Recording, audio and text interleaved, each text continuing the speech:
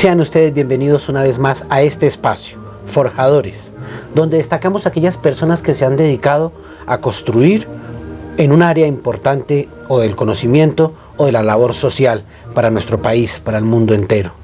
Por eso hoy hemos querido invitar a una persona muy especial, a un escritor, a un pensador, a un politólogo, pero fundamentalmente a un humanista. Él es Rafael Maldonado Piedradita. Rafael, bienvenido a este espacio de Forjadores. Mil gracias por tu invitación, muy amable. Hoy hemos querido invitarte a este espacio para dos cosas. Uno, para conocer más en profundidad qué hay debajo de la piel de Rafael el hombre, pero también para que nos orientes acerca de los avances, del desarrollo, del conocimiento, del pensamiento del ser humano. A ver, Fidel, yo vengo en los últimos tiempos un poco asombrado por un fenómeno muy curioso que se está dando en el mundo del pensamiento, o de lo que antiguamente se llamaba las ciencias sociales. La politología, la sociología, la psicología, la antropología, etcétera, etcétera, que eran las encargadas, supuestamente, de leer tanto al ser humano individual como al ser humano social. Y resulta que desde hace unos 20 años la lectura cambió de campo. Ya no se está leyendo al hombre desde las ciencias sociales ni a las sociedades, sino que ahora se está leyendo desde las ciencias exactas. La matemática, la física. La física, la matemática, la biología, desde las ciencias exactas. Y es un cambio muy importante porque es de alguna manera retornar a los grandes ejercicios de pensamiento que se hicieron anteriormente, que partían precisamente de la base de tratar de aplicarle una racionalidad científica al hombre. Si es que se le puede aplicar, yo no lo creo. No lo creo porque las ciencias exactas son para la materia, son para cosas que duran muchos periodos, pero un ser tan maleable y tan cambiante como somos los animales humanos, pues no podemos estar sujetos a leyes de ninguna especie, ¿no? ¿Cómo pueden interactuar disciplinas que conocemos o conocíamos como las humanísticas y disciplinas como las ciencias exactas? ¿Cómo interactúan en torno al hombre? Sí, la pregunta aparentemente puede parecer difícil, pero no, la respuesta no lo es.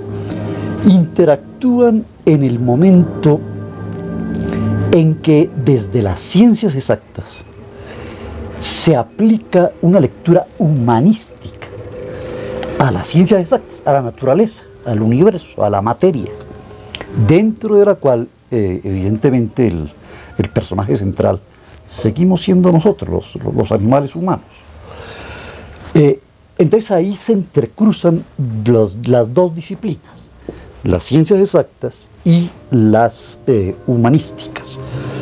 Te pongo un ejemplo para ilustrar la respuesta. Un físico, y uno de los grandes físicos norteamericanos, Fritz Capra, desde la física, Sí. desde el terreno de la física, hace una propuesta política para el hombre contemporáneo, para el hombre de hoy. Desde la biología, un hombre como Maturana, como Francisco Maturana y como Varela, que son dos grandes biólogos chilenos, hacen un planteamiento político, social, desde la biología. Te pongo esos dos ejemplos sencillamente para inducir la facilidad, la relativa facilidad con que se pueden entrelazar, con que de hecho se entrelazan las dos posiciones académicas, desde las ciencias exactas y desde las ciencias humanas. Siempre se nos ha planteado en nuestra educación, que ha sido una educación más memorística, más con una mirada hacia el pasado, de la división del conocimiento y fundamentalmente que la filosofía es la madre de las ciencias, el pensamiento, la disciplina del pensamiento rector del hombre, de nuestra raza. Correcto. Es que nos pasó algo, yo diría que patético, que trágico en la historia del pensamiento. Sucedió que nos dividieron, nos especializaron. Tú recuerdas, por ejemplo, en medicina, para poner un ejemplo que es común a todos los seres humanos. Y a nuestros televidentes. Y, comenzando por nuestros televidentes, los médicos se especializaban, llegaron a ser tan extremos en sus especializaciones, Sí. que se especializaba en la cirugía de la mano izquierda. La cirugía de la mano derecha era otro especialista. El especialista en la pupila del ojo. El otro era el especialista en el iris, ¿no? Y síguelo así, hasta que quedamos convertidos en muchos pedacitos, tanto para las lecturas científicas y académicas, como para nuestro propio reconocimiento, nuestra propia autolectura. Terminamos fraccionados en millones de pedazos, que desde luego no los podíamos entender. Yo no puedo entenderme a mí mismo como un pedazo de algo. O soy un ser integral, o me planteo ante los demás, ante el otro, como un ser completo, con enfermedades, con virtudes, con alguna dosis de inteligencia, con todo, como somos, todos. Pero no nos podemos plantear como matemático, o como sacerdote de cualquier religión, o como poeta, o como cualquier cosa. Sin embargo, No. el conocimiento especializado avanzó a tal grado que hubo un distanciamiento entre el conocimiento y el hombre del vulgo, el hombre del común y la sociedad misma. Precisamente esa división, ese divorcio entre el pensamiento científico y el hombre común y corriente se produjo por la especialización. Porque lo de buen recibo, tanto en el campo laboral como en el campo del existir en general, lo de buen recibo eran los especialistas. A ti no te contrataba ninguna empresa porque tú sabías de muchas cosas. No, a ti te contrataban para que hicieras unas labores específicas. Y entre más limitada fuera tu capacidad de trabajo en la empresa, manejar una máquina, sacar unos balances, producir unos resultados, pero específicos, concretos, entonces más dinero ganabas, más especialista y más respeto laboral inspirabas a tus patronos. Hoy la cosa está cambiando. Hoy la cosa está cambiando y las grandes multinacionales, para hablar de un terreno laboral específico, ya se preocupan es por contratar seres universales. ¿Por qué?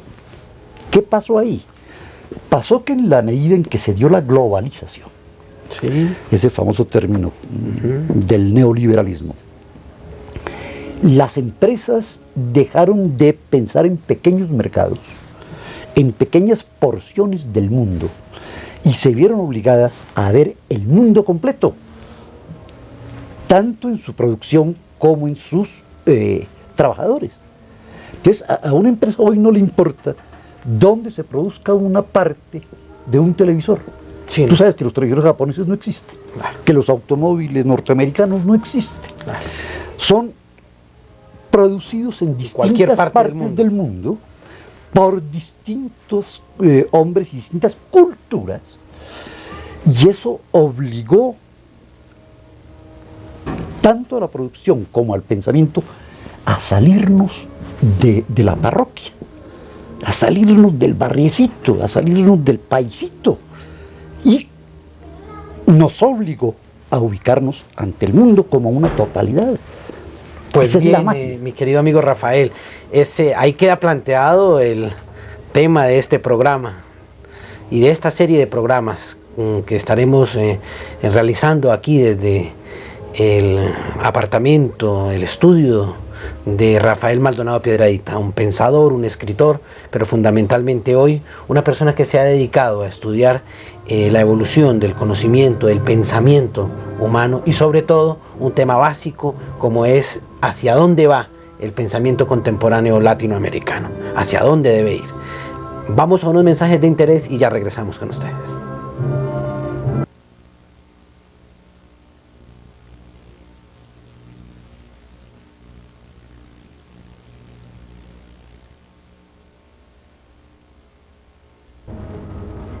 Estamos aquí en Forjadores y hoy con un auténtico forjador, Rafael Maldonado Piedrahita, un escritor, un hombre que desde muy joven estaba ya en el periódico El Tiempo, como redactor del periódico del Tiempo.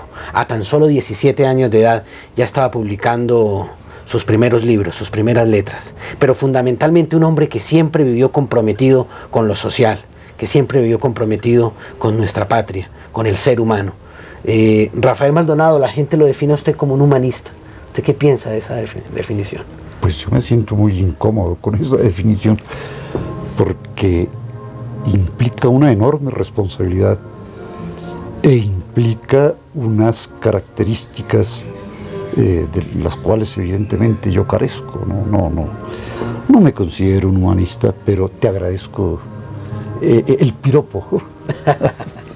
Veníamos hablando de un tema muy interesante, Rafael, y es el tema de la evolución del pensamiento del ser humano, primero especializado, y hoy por hoy el esfuerzo que exige de la globalización, de la universalidad, de la interdisciplinaridad en el conocimiento. ¿Qué resultados da este encuentro de estos dos modelos? Es que lo que logramos apreciar es que a principios del siglo que acaba de terminar, viene una serie de revoluciones, de transformaciones tecnológicas, científicas, que nos cambiaron la vida a los seres humanos. Y es tan evidente lo que tú dices, que permíteme, hacemos un ejercicio de memoria. Recordemos que entre 1900 y 2000, en esos 100 años, sí, se produjeron casi que la totalidad, exactamente, una cifra estadística exacta, el 99% de los científicos de toda la historia de la humanidad. Increíble. Toda la historia de la humanidad. Se produjo, el 99% se produjo en un siglo. ¿Qué pasó antes? No estoy afirmando que antes no hubiera científicos, no. Los había, pero en mucha menor cantidad. Claro. Y ahí, por ejemplo, surgen las caricaturas de los científicos locos, individuales, aislados en un laboratorio rarísimo, haciendo cosas rarísimas que nadie entendía, de las cuales se podían desprender unos Frankenstein, unas cosas, caricaturas de la ciencia, del pensamiento y del accionar científico. ¿Qué pasó? Es tu pregunta. Pasó en primer lugar que aparecieron los medios masivos de comunicación. Y eso de alguna manera democratizó el conocimiento. Incluso los programas like de televisión, las niñas mostrando sus encantos, etcétera, etcétera, así, eso, incluyendo ese aspecto like de revistas, prensa, televisión, radio, etcétera, eso le amplió el horizonte mental a los seres humanos. Y comenzaron a producirse fenómenos de divulgación masiva, como por ejemplo, algo que tú y yo amamos y admiramos mucho, que es la serie de Cosmos de Carl Sagan, que es el esfuerzo de divulgación científica más sólido, más masivo y más profundo que se ha hecho en este sentido. Pero no solamente Sagan. Ya costó. Claro, costó. Hawking hace un físico puro, metiéndose en la cámara de televisión, metiéndose a explicarle al televidente común y corriente qué es la física y qué tenemos que ver los seres humanos con el cosmos, con la materia, con el universo, con el átomo, con las partículas elementales. Eso es asombroso. ¿Qué pasó, Rafael, en este siglo? ¿Qué pasó en este siglo? ¿Por qué esa revolución? Es que, si no estoy mal, de los 40, de los 50 hacia acá, se volcó un cambio, una revolución de pensamiento. Muchas, no una, muchas. Me voy a referir, con la venia tuya, a la más importante de todas las revoluciones, de la historia de la humanidad. Ojo al detalle. Me voy a referir a la revolución de la mujer. Una revolución que estremeció el 50% de la raza humana. Apareció la mujer en la historia. Apareció como fuerza de trabajo. Apareció como pensamiento. Apareció como ser humano. Eso, la aparición de la mujer en la historia. Repito, no estoy diciendo con esto que antes la mujer no hubiera estado en la historia, sí, pero no en la forma masiva, multitudinaria y en todos los campos del accionar humano en que aparece hoy. Es que yo me acuerdo, hace unos 10 años, 8 años, cuando vi una oficial del ejército, mujer, una aviadora, me acuerdo mucho que me llamó la atención, una aviadora, alta oficial de las Fuerzas Aéreas.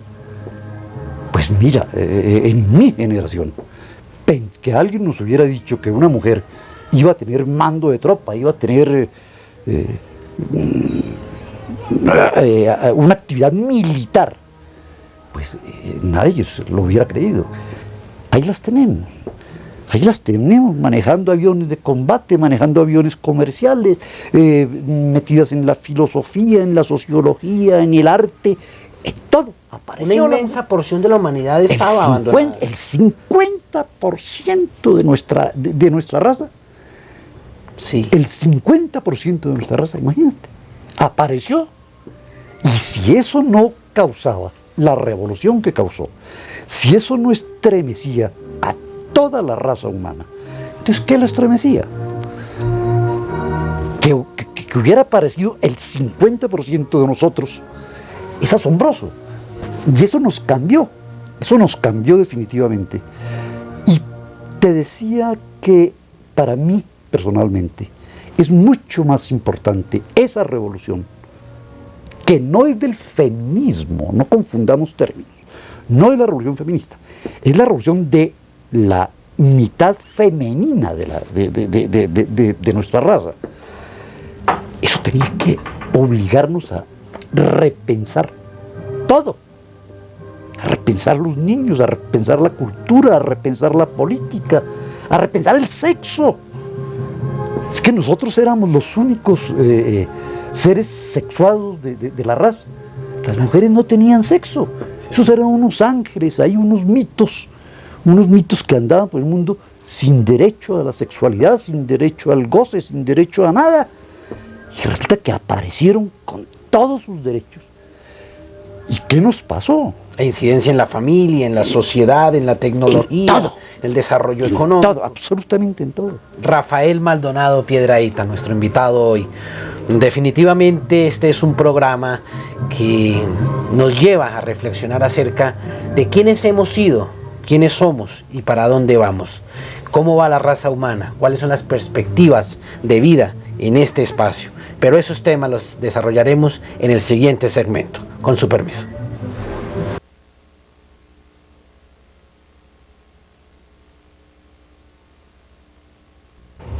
Estamos aquí en Forjadores con Rafael Maldonado Piedrahita. Y estamos hablando de un tema muy interesante, Rafael, porque lo que me lleva a pensar es que hubo una crisis en el pensamiento occidental. Y es una crisis en la cual la especialidad del conocimiento es insuficiente para la lectura de la realidad, para las respuestas que necesita el hombre de hoy. Evidentemente. Es muy curioso. Observemos cómo la parte del mundo que más productos científicos y tecnológicos ha producido a través de toda la historia de la raza humana es Occidente. Pero al mismo tiempo Occidente cae en una crisis de pensamiento, precisamente de pensamiento humanístico. No estamos hablando de la crisis del pensamiento científico, sino de la crisis del pensamiento humanístico. Occidente, aparte de su producción industrial, de su prodigiosa producción industrial, aparte de su innegable capacidad militar, aparte de todos los logros que ha obtenido en muchos campos de la vida, sin embargo presenta un balance final en términos humanísticos deplorable.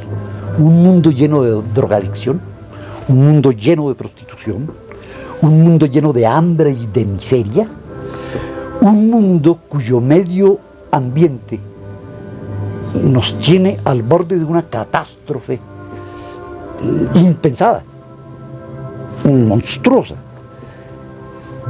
Un pensamiento que, por olvidarse precisamente del hombre, del ser humano, produjo estos resultados sociales, históricos, políticos, culturales. Occidente también peyorativo frente a las otras culturas. No, es que claro, es que como todo imperio que triunfante, Occidente se abroga la paternidad de todo. Por Occidente es el dueño y el único hacedor de pensamiento. Occidente es el dueño de la ciencia, Occidente es el dueño de la tecnología, Occidente es el dueño de los medios de transporte, Occidente es el dueño de todo, absolutamente de todo, y se les olvidó que la historia cobra esos gestos de soberbia, los cobra durísimo.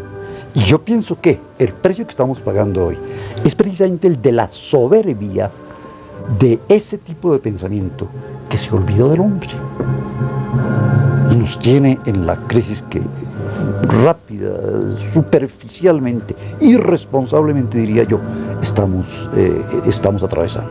Esa crisis del pensamiento occidental implica también una crisis de dos modelos, del modelo capitalista y del modelo socialista a través de una metodología científica como era el marxismo.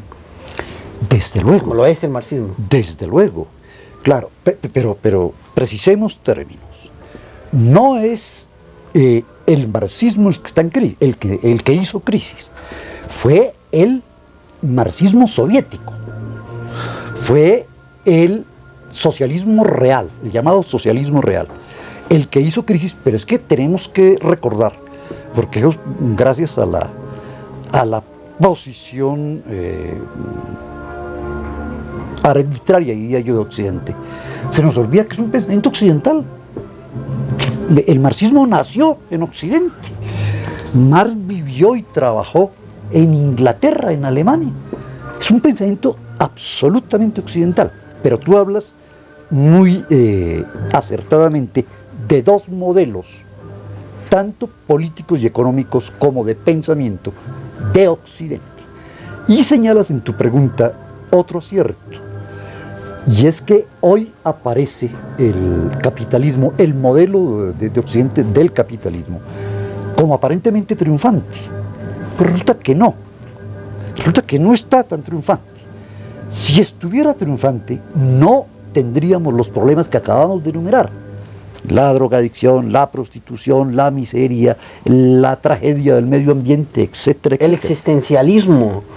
El existencialismo fue una cosa apasionante, un capítulo apasionante del pensamiento de Occidente, que llega a su cúspide, llega a su máxima expresión con la escuela de Sartre y toda su corte de filósofos, de novelistas, de cinematografistas, de pintores, de ese universo del existencialismo francés, que sí, claro, nos obligó a leer o a releer toda la historia, y nos obligó a releerla desde el punto de vista humanístico, rescatando en esa lectura sartriana, rescatando todo lo que hoy todavía sigue siendo rescatable y válido del marxismo, y la inmensa cantidad de valores,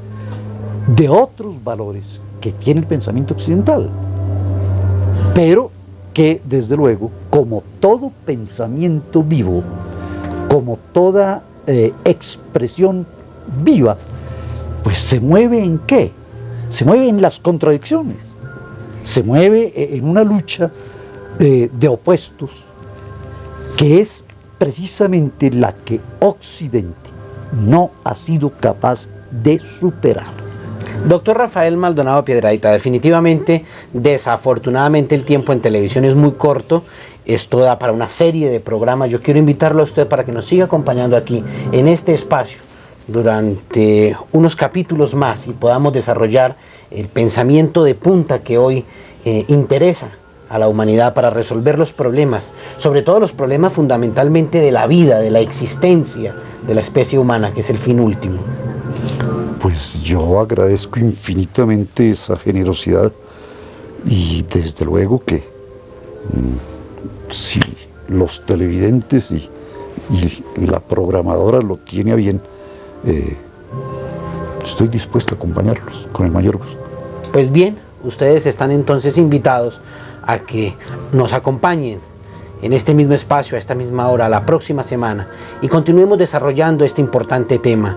¿Hacia dónde va el pensamiento de hoy? ¿A dónde va el pensamiento de punta? Pero fundamentalmente, ¿hacia dónde va el conocimiento humano para resolver los problemas del presente hacia el futuro?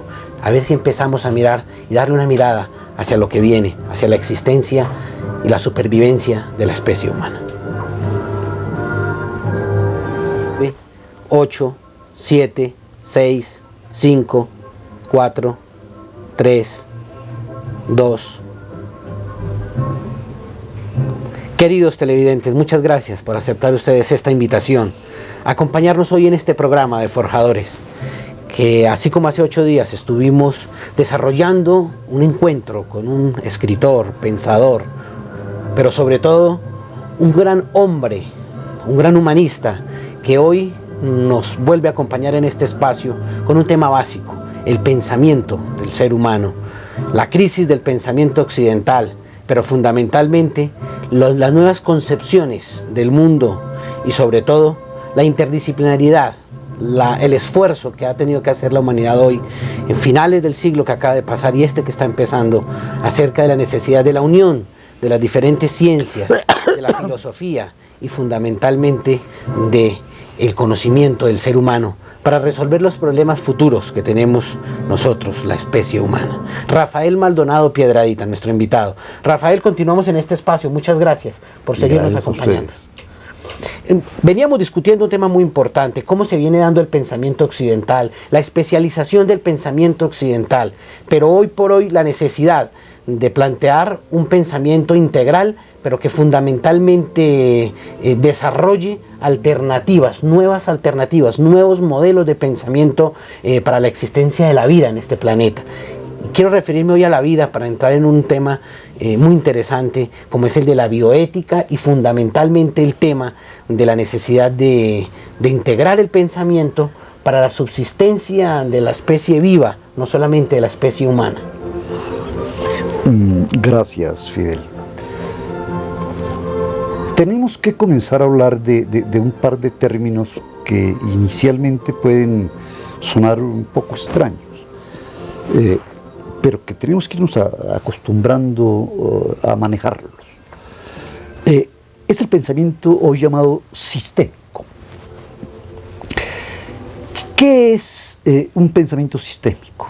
Es un pensamiento que trata de abordar los sistemas en cuanto tales, en cuanto sistemas, no ya las partes de los sistemas, la especialización en cada parte del sistema, cualquiera que él sea, micro o macro sistema, sino leerlos como un conjunto, y como un conjunto además vivo, no como un objeto de estudio del cual yo estoy separado. No, yo soy parte del objeto de estudio. Estamos involucrados todos en este nuevo tipo de pensamiento. Y esto, desde luego, ha sido personalmente para mí uno de los más extraordinarios logros de del pensamiento contemporáneo. Y esa misma línea de pensamiento nos lleva a otro término, al subsiguiente, que es el pensamiento de la complejidad.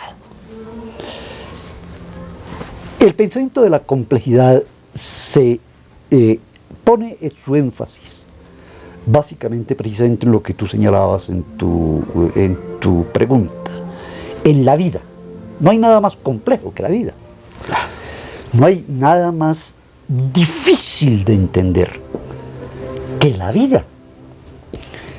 Pero claro, nos pasa lo que le sucede a los peces, que el pez que está en el agua no puede ser consciente de que está en el agua, porque es un medio natural. Nosotros estamos en la vida, estamos vivos, y no somos conscientes de qué es estar vivo.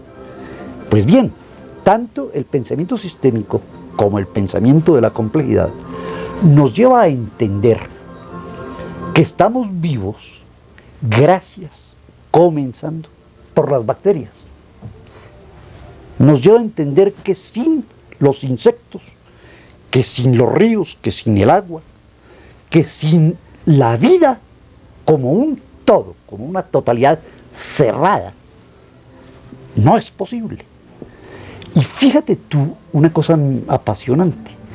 Esto que hubiera podido sonar a pensamiento místico, pensamiento romántico, chamánico, mágico, pues se convierte hoy en un pensamiento absolutamente científico y leído desde las ciencias exactas. Pero algo más, trasciende ese concepto y se convierte en un pensamiento político. Observemos cómo los partidos verdes, que son los partidos de la ecología, los partidos cuya bandera es la vida, es la defensa de la vida, pero no de la vida humana, que era el antropocentrismo anterior del que desafortunadamente somos producto, sino la vida global. Se convierte, decía, en una bandera política, en una bandera que atrae votos, que atrae la participación, el compromiso de los electores, pero ya no a través de una bandera partidista o de una propuesta de clase. No, a través de una propuesta mucho más importante que cualquier clase social o que cualquier concepción política o partidista, sino a través de la vida. Entonces estamos convocando, se está convocando hoy incluso desde el territorio político, a que la gente se meta en la política para defender la vida. Ese es para mí la máxima expresión del pensamiento materialista contemporáneo. Para ser un poco concreto y pedagógico, por ejemplo, ¿qué significa el agua para la existencia de la vida? En el mundo de hoy, en el contexto de hoy. Bueno, comencemos por nosotros mismos. Nosotros, todos los animales humanos, somos el 75% agua. 75%. 75% agua. La misma proporción de agua que tiene el planeta. El planeta no se debe llamar planeta Tierra, sino el planeta agua. El pensamiento es que el agua es inagotable, era el pensamiento antiguo. Claro, pero es que el pensamiento antiguo partía de la base de que el mundo había sido creado y puesto a disposición del ser también creado a imagen y semejanza de un dios o de una fuerza suprema. Y entonces eso nos llevó a maltratar la naturaleza, porque como estaba a nuestra disposición, inagotable, como estaba a nuestro servicio, y eso era para siempre, entonces comenzamos a maltratar todo, a maltratar la tierra, a maltratar el aire, a maltratar las aguas, a maltratar los animales, a maltratar las mujeres, los niños, los ancianos. La realidad hoy nos dice lo contrario. La vida y el pensamiento nos está diciendo que o nos salvamos todos los seres vivos o nos morimos todos, comenzando por la más nueva, la más reciente, la más joven de las especies vivientes, que somos nosotros. Somos una especie que no tiene ni siquiera 1 millón de años de existencia, frente a los hermanos tiburones que tienen 60, 80 millones de años, ¿no? Frente a las tortugas que tienen 100 millones de años, y nosotros unos recién aparecidos en este planeta, que además recién aparecidos para reinar sobre los demás, para reinar sobre la vida, sobre el agua, sobre el aire, sobre los animales. Pues mira la catástrofe que estamos produciendo.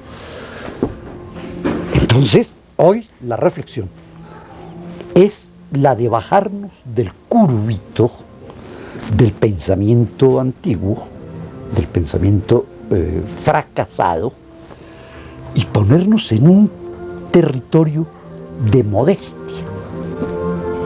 de seres vivos modestos. No somos el sumum de la creación, no somos los reyes de la naturaleza, eso es falso. No somos apenas una hebra de la trama de la vida. No somos más que una hebra de la trama de la vida. No somos más que una hebra de la trama de la vida. Así cerramos este segmento, vamos a ir a unos mensajes de interés y ya volvemos con ustedes y con nuestro invitado, Rafael Maldonado Piedradita, un escritor, un pensador, un humanista, un gran periodista, que también estaremos conociendo eso en el próximo segmento, con su permiso.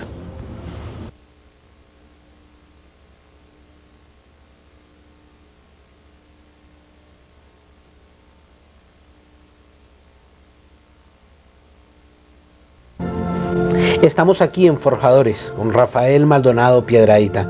Rafael, sabemos que esa gran inquietud que tiene el pensamiento de hoy frente a la trama de la vida, como usted lo ha dicho, frente a la complejidad del conocimiento, de la interpretación de la realidad y sobre todo frente al gran esfuerzo que tiene que hacer el pensador de hoy, el científico de hoy, el filósofo de hoy, para la interpretación y el trabajo colectivo. Esto nos lleva a pensar que ese término que hemos escuchado de la bioética conlleva a que filosofía, ciencia, política tiene que ir de la mano. ¿Cómo es eso? Enséñenos.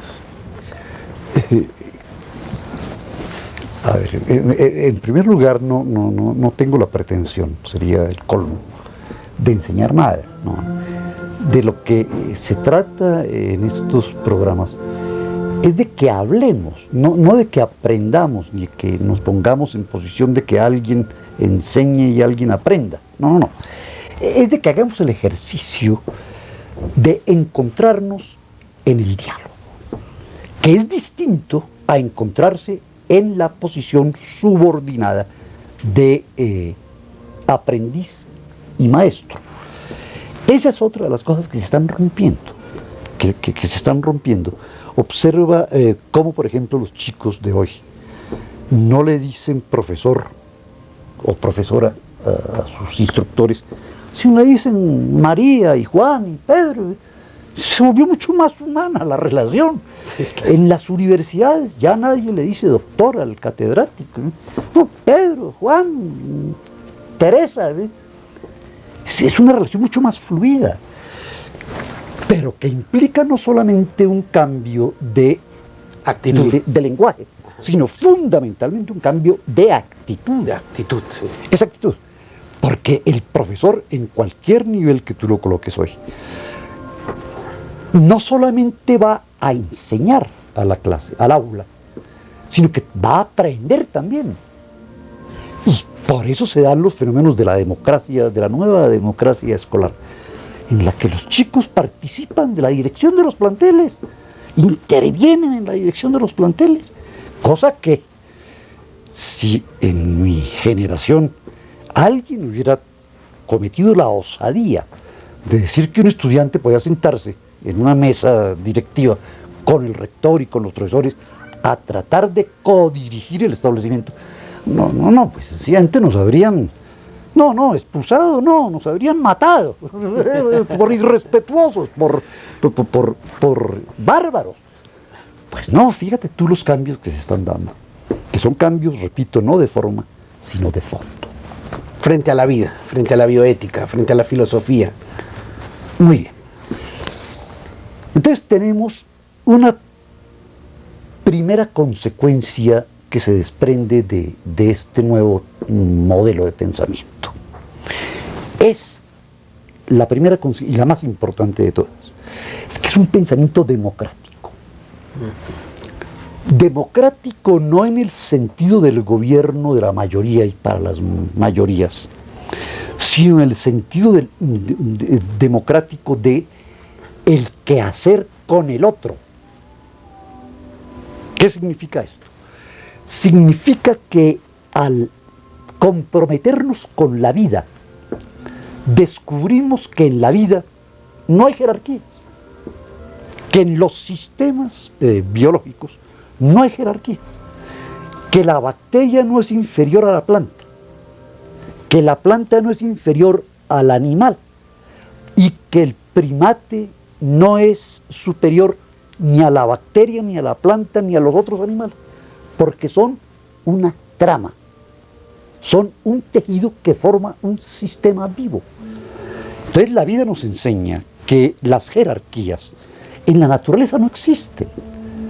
Las jerarquías fueron un invento artificial de la cultura humana, con unas intenciones que esos ya las calificarán los televidentes, con unas malas intenciones, diría yo. Porque eso de jerarquizar el pensamiento, de jerarquizar los seres humanos, de jerarquizar la sociedad, a partir de la frase señorera famosa, de que hasta en el cielo hay jerarquías, ¿no? Pues resulta que la vida no funciona así. Entonces, el primer efecto de este nuevo pensamiento de punta es que nos hizo volver demócratas.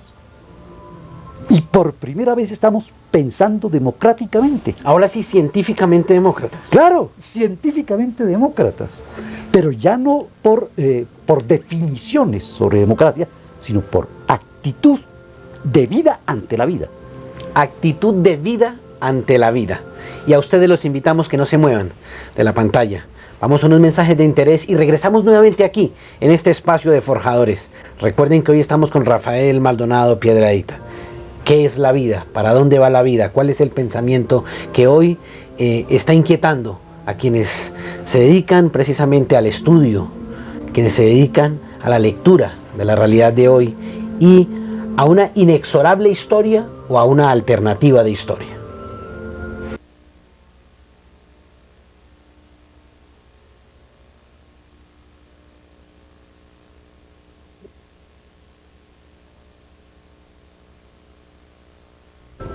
Y es que precisamente todo este avance en la concepción del mundo, este avance en la concepción de la interpretación de nuestra realidad, gracias a las diferentes ciencias y a la filosofía y al fin de cuentas al esfuerzo que ha hecho esta raza humana por interpretar su realidad y más que por interpretarla, por buscar respuestas a las soluciones para la subsistencia, no solamente de la especie nuestra, la especie primate, sino además de la vida misma. Nos queda por romper todavía un viejo paradigma, y es que la historia estaba determinada, que el hombre no podía determinar la historia. Hoy parece que esto se transforma en el imaginario del pensador, en el imaginario del ser humano de hoy. Sí, es rigurosamente cierto.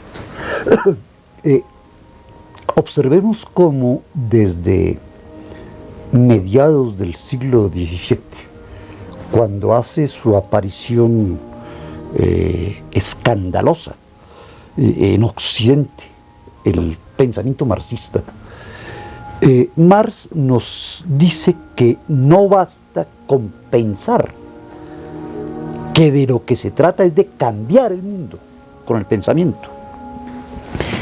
Entonces, siguiendo con el tema de la modestia, la nueva actitud modesta en la que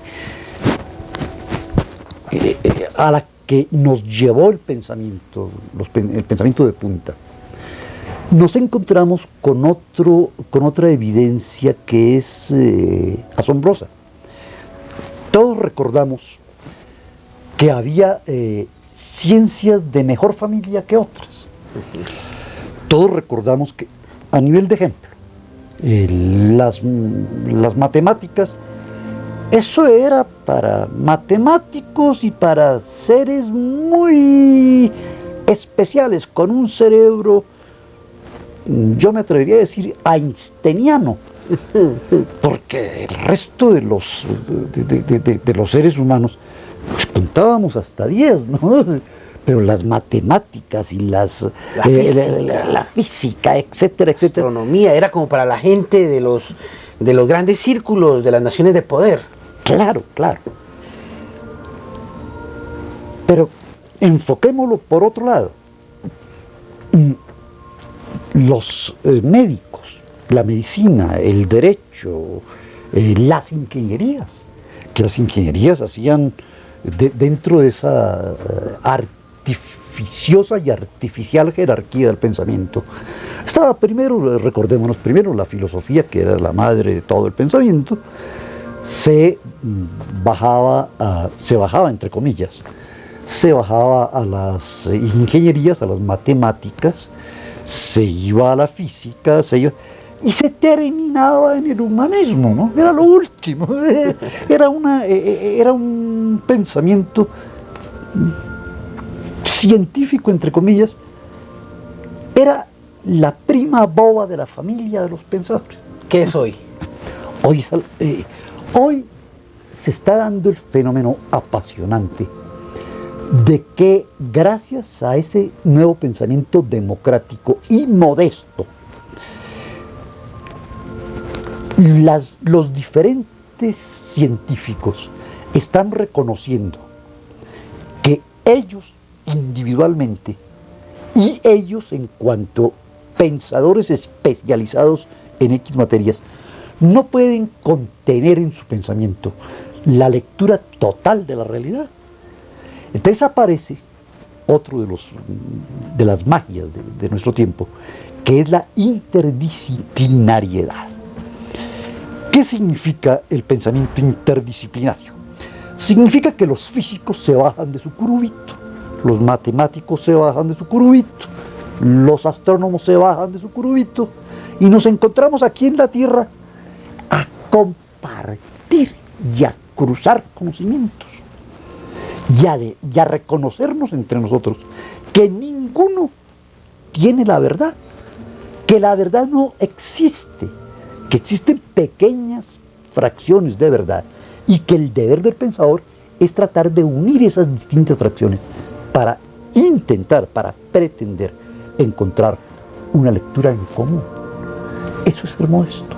Mi querido Rafael, muchas gracias. A ustedes los vamos a invitar dentro de 8 días a el último programa de esta serie que hemos venido haciendo con Rafael Maldonado Piedrahita, que hoy nos cierra este programa diciendo que definitivamente debemos entre todos hilar el conocimiento, tejer el conocimiento como una propuesta y alternativa de vida, como una propuesta y alternativa de leer la vida, de responder frente a la vida, de trabajar por la subsistencia de la especie viva, del entorno, del ser humano.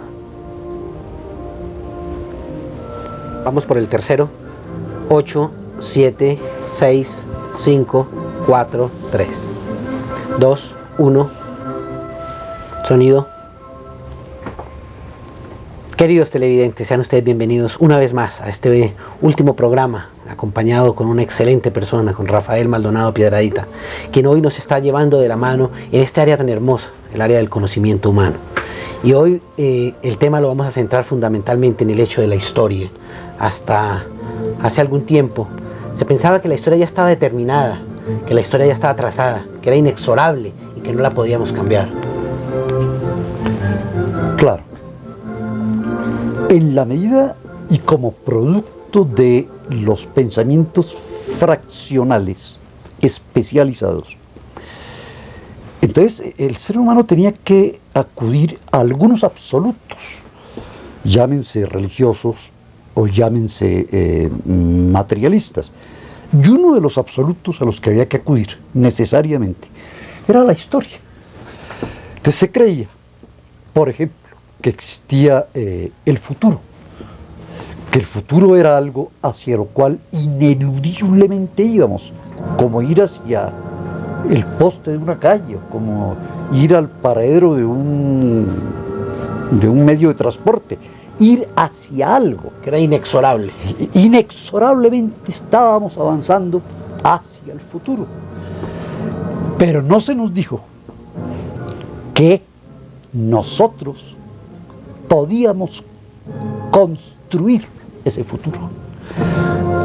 Nos quitaron la responsabilidad, nos volvieron irresponsables y nos dijeron, no, es que como la historia está allá y los está esperando a que ustedes lleguen, entonces ustedes no se preocupen, ustedes no hagan nada por cambiar el mundo, ni por cambiar la sociedad, ni por cambiar la realidad, porque allá los está esperando el futuro.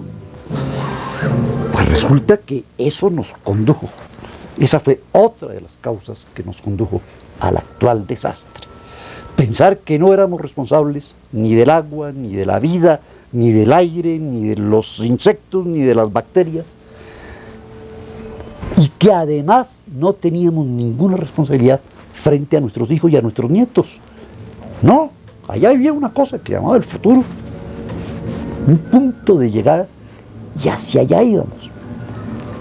Y entonces, claro, como éramos responsables porque estaba ahí, inexorablemente íbamos hacia allá, entonces nos despreocupamos, nos volvimos irresponsables, nos volvimos perfectos bárbaros, en el sentido histórico de la palabra bárbaro.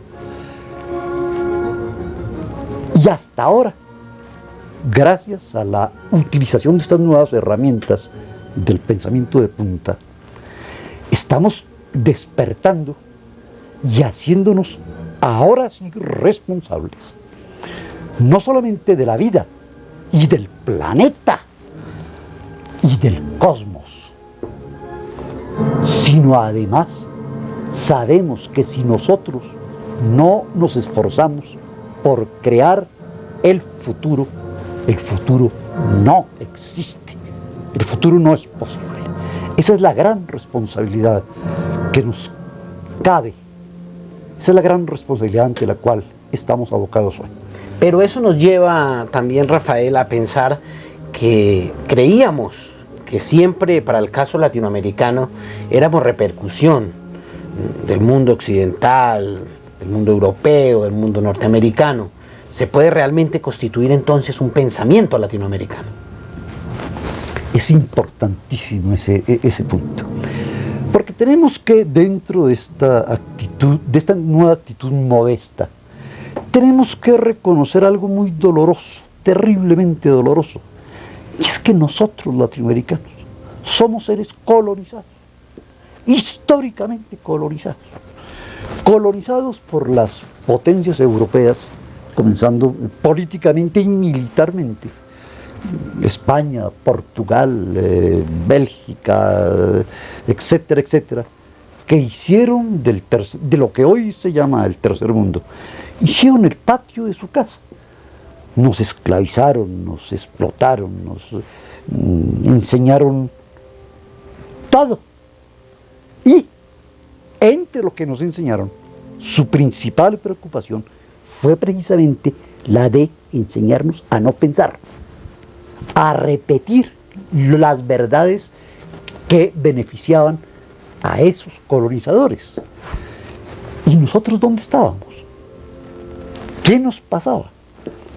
Pues no estábamos. O estábamos en la clandestinidad. De piedra. O estábamos en la clandestinidad, o estábamos en la insurgencia, como en la guerra de la independencia. Bolívar, todos estos héroes de la independencia, ¿qué fueron? Unos grandes insurgentes contra un estado de cosas que era absolutamente insostenible, que no tenía razón de existir. Fueron insurgentes. Y hoy, yo pienso que a nivel mental, debemos seguir siendo insurgentes en el sentido no peyorativo en que el primer mundo, el mundo del norte, lo lee, sino en el sentido de, desde nuestro territorio de seres colonizados, comenzar a descubrir que podemos, no solamente que podemos, sino que tenemos la obligación, que tenemos el deber y la responsabilidad de comenzar a pensar con nuestra propia cabeza, en nuestros propios términos.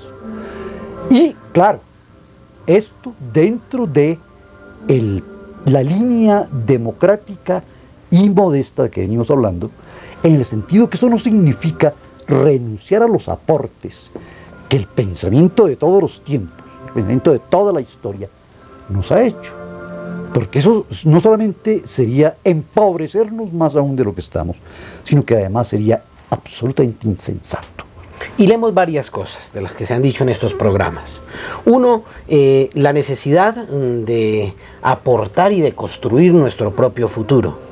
La necesidad de la interdisciplinaridad del conocimiento, de la globalización del conocimiento en el buen sentido de la palabra. Y por otro, de la necesidad y de la perentosa necesidad de trabajar en pos de la vida. ¿Cómo cabe ahí la palabra amor? Ah, claro, claro.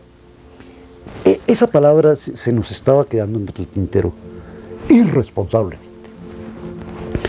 Porque es que el nuevo pensamiento de punta conduce a una actitud de amor, en primer lugar, hacia el otro que está representado, comenzando por aquello que ya analizamos en algún programa anterior, la otra mitad de nuestra raza, la mujer, el niño, el anciano, el otro, cualquiera que él sea.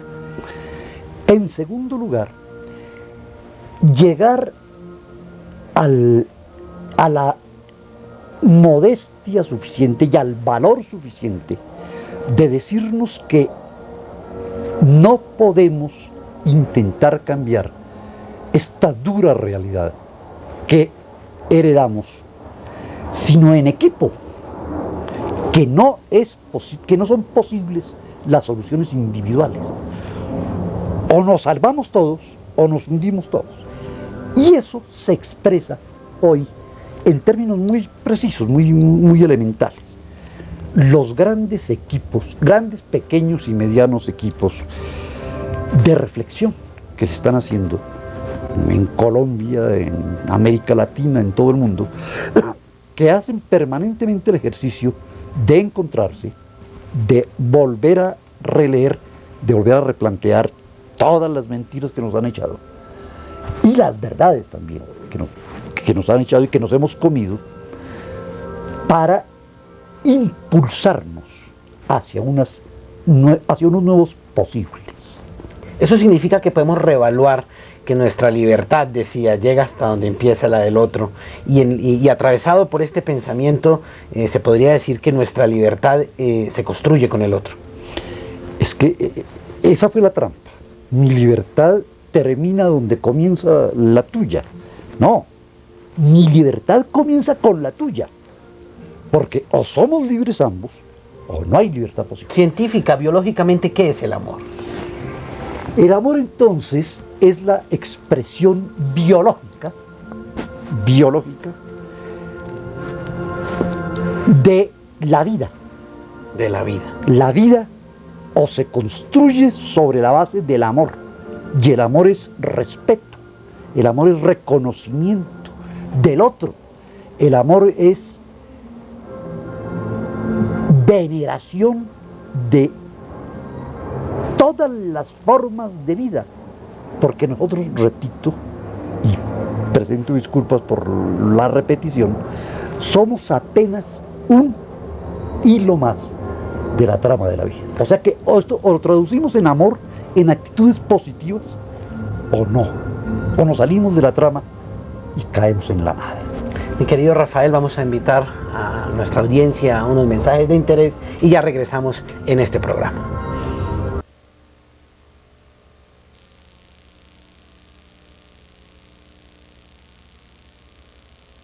Estamos aquí en Forjadores con Rafael Maldonado Piedradita, y a esta altura estamos hablando del amor, estamos hablando del tejido, de la trama de la vida, estamos hablando de bioética. Este término sigue siendo bastante interesante, apasionante, porque nos lleva a mirar una visión, nos lleva a una visión diferente de la especie humana, de la vida, del entorno, del desarrollo. La bioética tiene que ver mucho con eso que se está dando en diferentes países del mundo ya, también frente a una postura política frente a la vida. Y observemos en qué se expresa.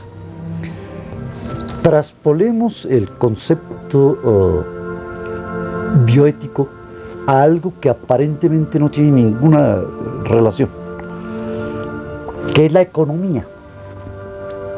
Observemos cómo el término nuevo para referirse a una economía sólida es no solamente que sea muy productiva en términos monetarios o de productos o de insumos, sino además, y es requisito sine qua non, que sea sostenible, porque no podemos seguir jugando a las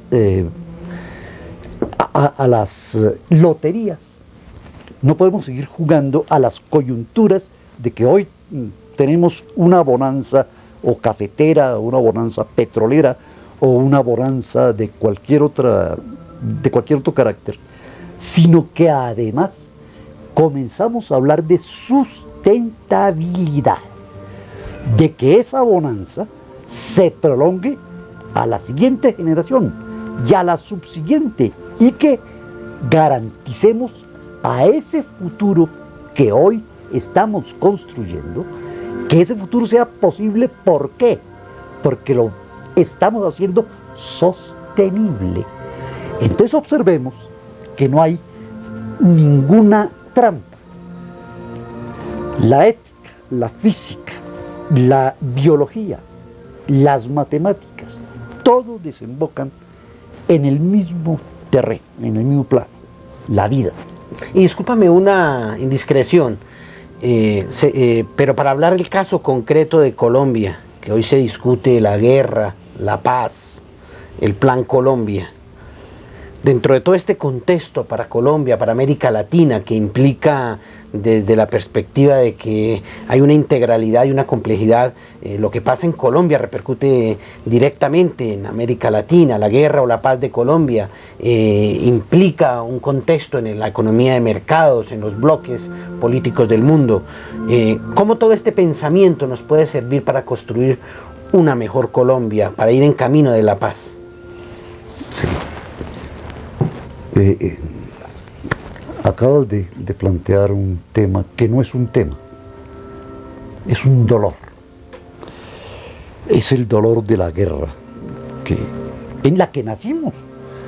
Es una guerra que ya lleva casi 2 generaciones y a la que aparentemente no se le ve salida. Por eso digo que no es un tema, es un dolor.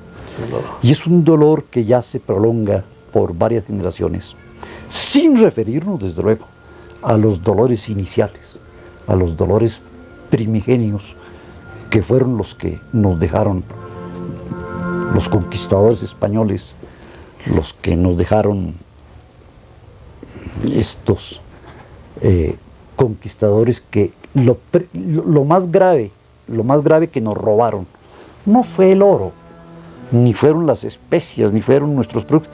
No, lo más grave es que estos primeros conquistadores nos robaron el alma, nuestra alma indígena, nuestra alma primitiva, nos la robaron y nos implantaron un alma europea. Entonces nosotros somos un pueblo que está en guerra precisamente porque estamos en la búsqueda de nuestra alma, de nuestra identidad. Y claro, nadie se puede encontrar en la desigualdad, nadie se puede encontrar en la miseria, nadie se puede encontrar en la explotación, nadie se puede encontrar en la drogadicción, nadie se puede encontrar en el oprobio. Para que el amor y el desarrollo humano y la economía sean posibles, tienen que ser construidas sobre la base del amor, del respeto, del reconocimiento del otro, y sobre la base de renunciar definitiva y totalmente a la pretensión de creernos superiores a cualquier otra forma de vida y mucho menos a cualquier otro hermano vivo. La lección que nos queda, queridos televidentes, definitivamente es que este problema de la paz y la guerra en Colombia, atravesado por el pensamiento que hoy nos suscita Rafael Maldonado Piedradita, es que estamos definitivamente obligados a pensar no solamente en la inmediatez, sino en mediano y largo plazo, para construir un futuro colectivo.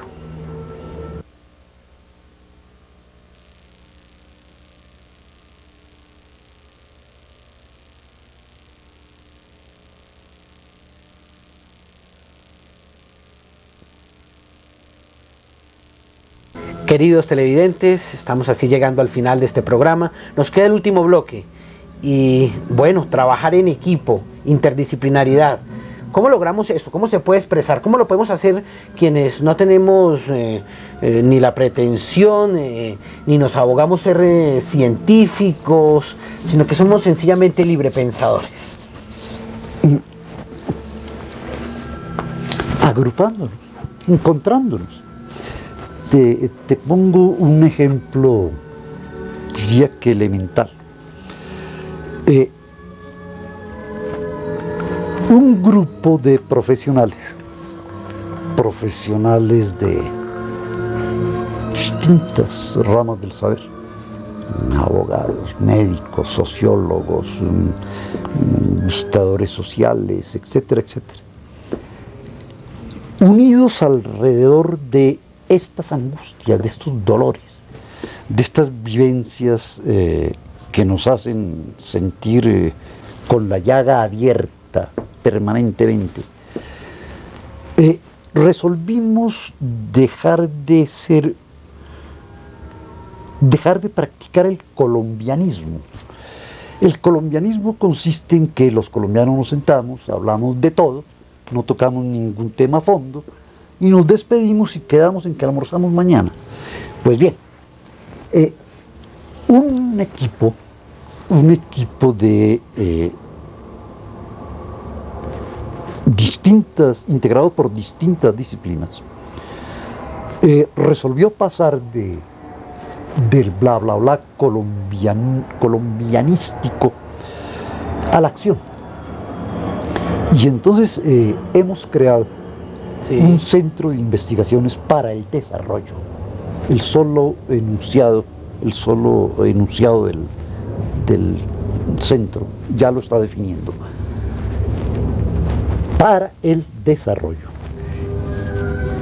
Y el desarrollo lleva implícitas, entre otros muchos factores, acabar con la guerra, buscarle salidas a la guerra, buscarle salidas a la miseria, buscarle salidas al analfabetismo, a la drogadicción, a la prostitución, a todos la destrucción ecológica, a la destrucción moral, ecológica, social, en la que estamos por algunas razones inmersos.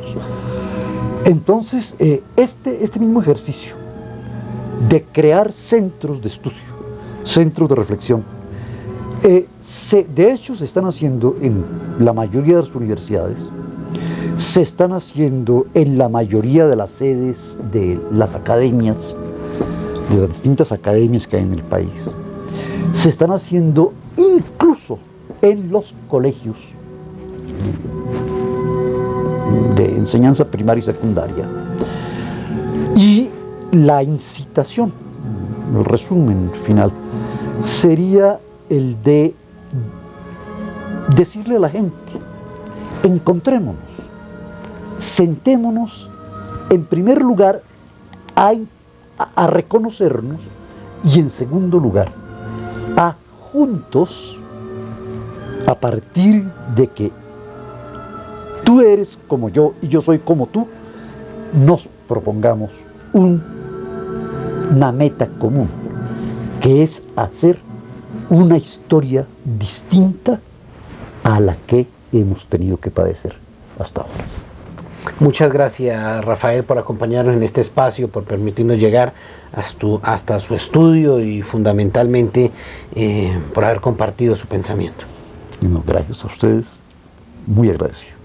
Y gracias a ustedes, querido público, de verdad, por acompañarnos en este espacio. Recuerden que siempre estamos aquí, llevándoles auténticos forjadores, forjadores para el desarrollo humano. Con su permiso.